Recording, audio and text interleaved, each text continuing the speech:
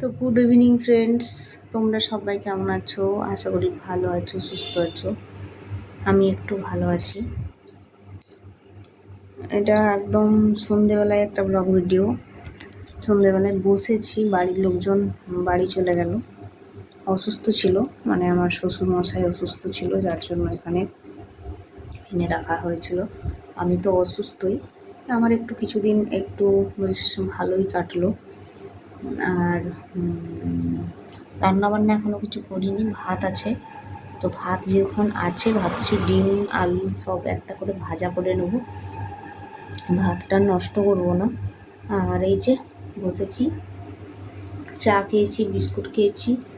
আমার হাজব্যান্ড একটু দোকানে গেল, দেখা যাক কী নিয়ে আসে। সে একটু খাবার নিয়ে আসবে বললো, যেহেতু মানে মুড়িটা বারণ হয়ে গেছে আর মুড়ি খাওয়ার সেরকম কিছু নেই এখন, মানে বিকেলবেলাতে বললাম একটু নিয়েই এসো তাহলে।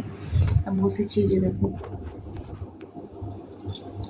তো ক্যামেরাটা কি বলতো ধরে রাখতে পারছি না, সোজা হয়ে বসে থাকতে আমার তো একটু সমস্যাই হচ্ছে, তোমরা তো বুঝতেই পারছো। আর আমার কি হয়েছে না হয়েছে তোমাদেরকে আমি সবটাই বলেছি।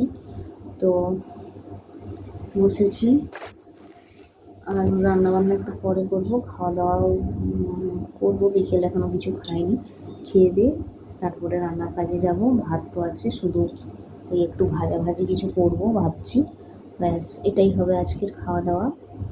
আর রাতে আর সেরকম কিছু করবো না। আর দুধ আছে, আর দিনের বেলা তরকারি রাখবো ভেবেছিলাম, তো আপনারা রাখিনি। তো একটু ভাজাভুজি করে নেবো। সবসময় একই রকম খাবার তো আর আমাদের মানে ভালো লাগে না, বলো।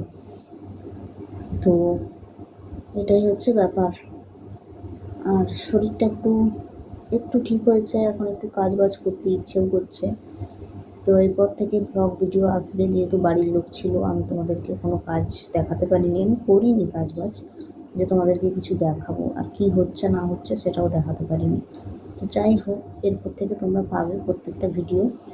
আর তোমরা একটু প্লিজ পাশে থাকো, কারণ আমার তো শরীরটা খারাপ, আমি মানে যেরকম চাইছি সেরকম মানে ব্লগ ভিডিওটাও দিতে পারছি না, জানো তো। ইচ্ছে করছে ভিডিও করবো, কিন্তু ওই সেই এনার্জিটা মানে আমার নেই। দেখি কাল থেকে যদি আবার নতুন করে শুরু করতে পারি।